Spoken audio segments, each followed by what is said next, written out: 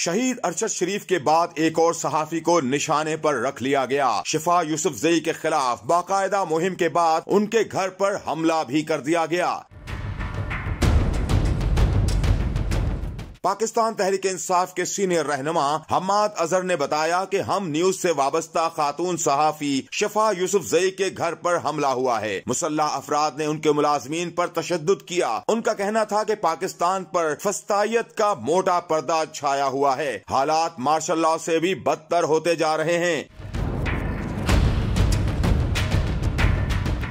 शिफा यूसुफजई के खिलाफ घटिया सोशल मीडिया मुहिम गुज़श्ता कई रोज से जारी है। मारूफ शख्सियात और सहाफती तंजीमों ने ऐसी तमाम हरकतों की शदीद मजम्मत की है, मगर अब बात घर पर हमले तक पहुंच गई है।